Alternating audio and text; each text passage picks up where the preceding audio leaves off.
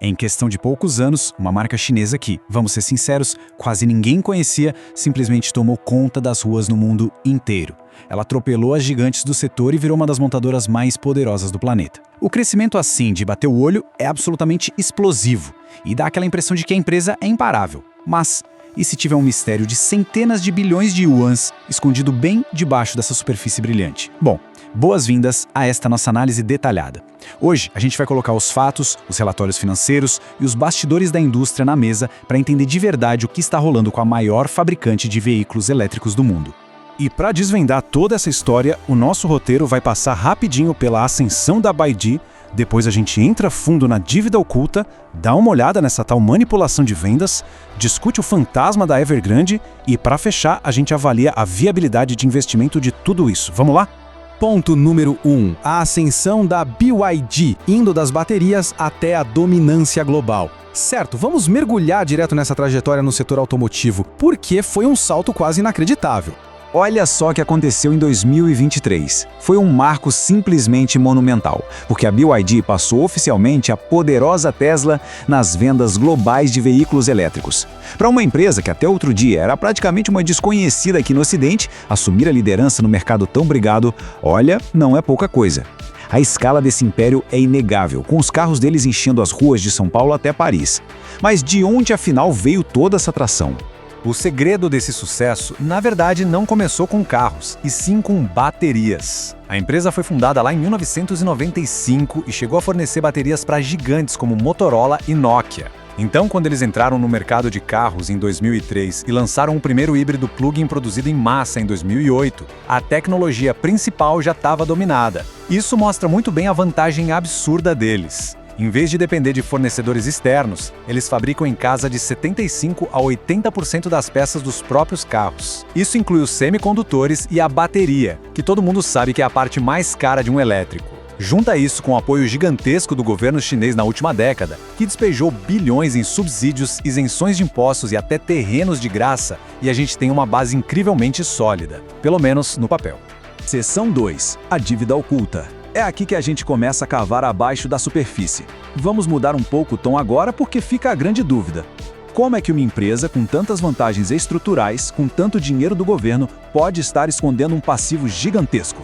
Existe um abismo entre o que é falado oficialmente e o que os analistas independentes estão vendo. Nos relatórios oficiais, a BYD diz que tem mais ou menos 42 bilhões de yuans em dívidas. Só que, em abril de 2026, relatórios financeiros bem alarmantes da GMT Research apontaram para uma suposta dívida oculta na casa dos absurdos 323 bilhões de yuans. Isso passa fácil dos 200 bilhões de reais. É o tipo de número que vira o jogo e muda totalmente a imagem financeira da montadora. Mas a pergunta de $1 milhão é como um valor colossal desses fica invisível nos balanços normais dos bancos. A mágica, digamos assim, atende por um nome técnico: financiamento da cadeia de suprimentos.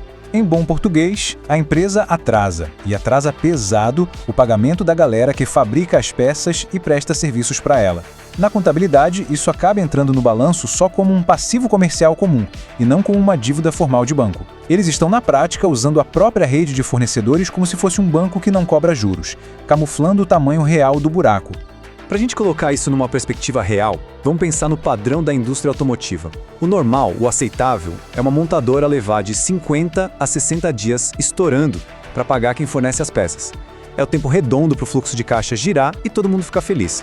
Agora segura essa. As investigações apontam que a BYD leva em média absurdos 275 dias para pagar essa conta.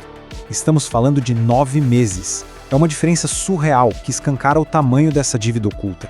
A impressão que dá é que esse crescimento tão rápido que a gente vê nas ruas está sendo bancado diretamente com o dinheiro, o capital de giro dos próprios fornecedores. Vamos para a seção 3, manipulação de vendas. A ilusão do quilômetro zero. Os relatórios não param só no problema com os fornecedores.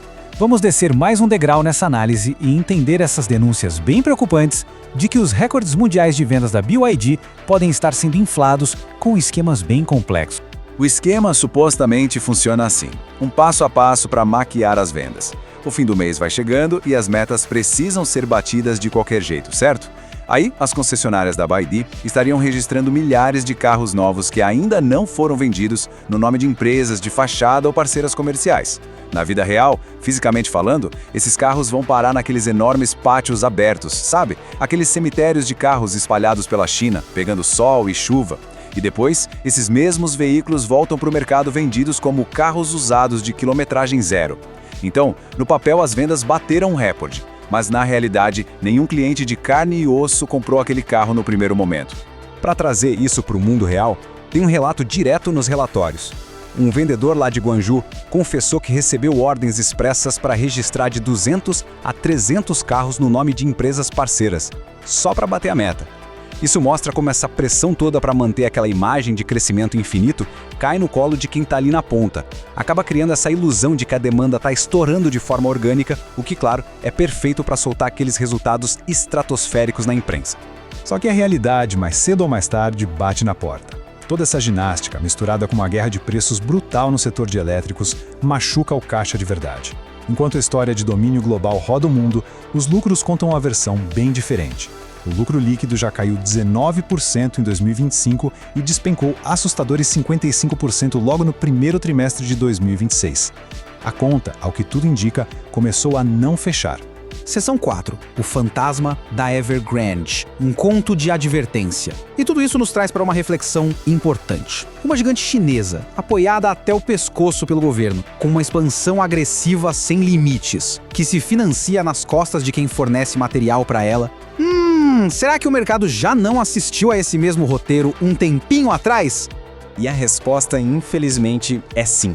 É impossível não traçar um paralelo com a Evergrande, aquela gigante do setor imobiliário que derreteu e chocou todo o mundo financeiro. Colocando as duas lado a lado de forma bem imparcial, dá pra ver que a estratégia financeira é assustadoramente parecida.